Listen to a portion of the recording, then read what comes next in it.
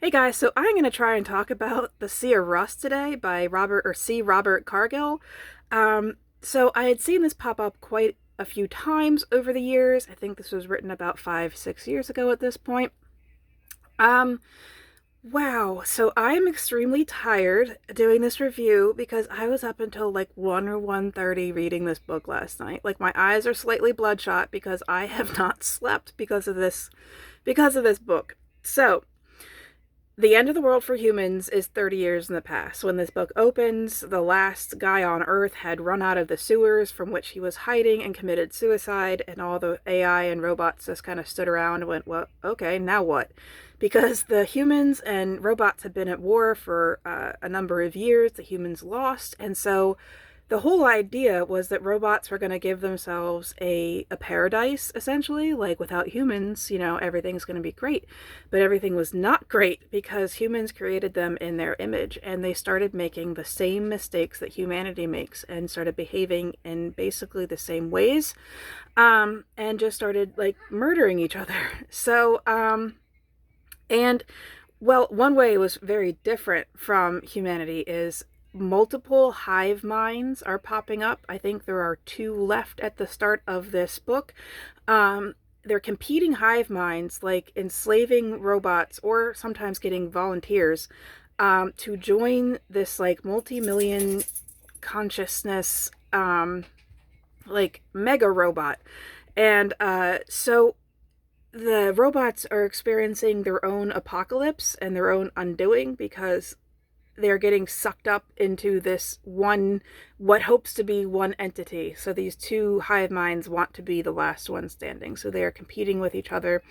And the book's title, The Sea of Rust, is based on this giant sea of like robot, they call them wrecks instead of corpses or bodies, they call them wrecks. All of these robot wrecks just making a literal sea of dead bodies. And so the main character here is an old caregiving robot that's trying to like survive the end times, and she's broken. She keeps thinking about her past and everything she's gone through. She's not a very likable character. She doesn't have a normal human moral compass. I think that was explored relatively well here. She made decisions that we would never make, including like murdering children and things like that. This book is pretty dark. It definitely has like cutscenes to memories of her like killing kids and humans fairly mercilessly. I wouldn't call it all that bloody and gory. She just has flashbacks to a war that's already happened, so it does occasionally pop in. Mostly what it is robot on robot violence, which is not as visceral of a read.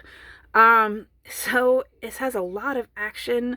It has a very interesting main character, even though I didn't like her all that much, even though I wasn't exactly rooting for her, I was still enraptured with her story and where she came from and where she was going, how she experiences the world, how the other robots view humanity and themselves. It was a very philosophical book towards the end, where robots are kind of contemplating their own existence and where they want to go, and what it means to be robots without people. And so it was just a very interesting perspective that I don't get very often. And when I do, sometimes I'm like, this feels like a person. This didn't really feel like a person, which was cool. I mean, obviously, she was emulated after humanity, so she mirrors us without the important bits. You know what I mean? Like the quote humanity, and it explores humanity through that lens. So that was interesting. I found this book just to be fascinating. And I needed to know where it was going and how it ended. And I wouldn't say this book is like super dark, but it's not a light read. It definitely has a lot of action and it's fast paced. So I don't know how many pages this is, but I read it very quickly. I think it's about 350 to 400. What else to say about this? The world building I thought was really intriguing. where the hive minds want to go, their end goals, which you get to know towards the end, I thought was really cool. Okay, so here's something. So when robots are dying, right, they need new parts. And for whatever reason, I don't remember what the reason is, but they can't generate new parts. So our main character is more or less a scavenger, and she goes and finds dying robots, convinces them to shut themselves down, and then harvests their insides. Like, she's not a good person. Um, robot, whatever the fuck, entity. And so she's dying herself, right? And so is the other model. So in order to get parts, you have to be the same model. So most of the parts that she harvests, she sells, and they're not for herself.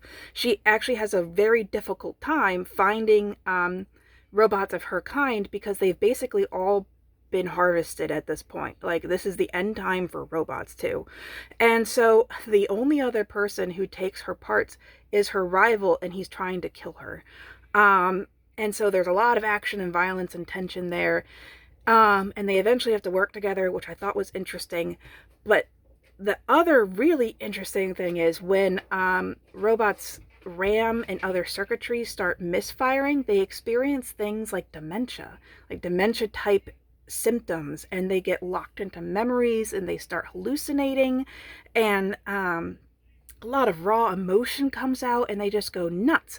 Well, sometimes, right, in the middle of going nuts, you can find the parts to make you not nuts, but you don't fully recover. And so robots who don't die from this dementia, most do, but some survive, some find the parts just in time, and they created a madhouse of insane robots out in the middle of the Sea of Rust.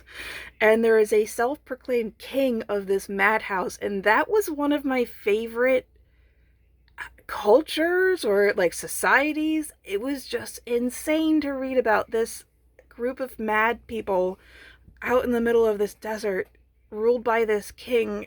It was crazy. It was nuts.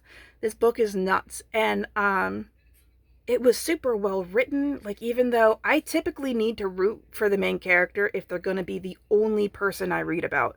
I can handle morally gray characters or villainous characters pretty well if there's a balanced character. But if the only entity that I'm reading about is kind of bleh, I have a hard time generally with those books. But this one I did not, and it's because the story was just so intriguing. I just needed to know where it was going. And I thought her character was just fascinating, why she made the choices that she did and the way that she viewed them. Um, it was just really well done. So I definitely recommend this. I gave this an 8.5 out of 10, which is 5 stars on Goodreads. So thank you so much for watching.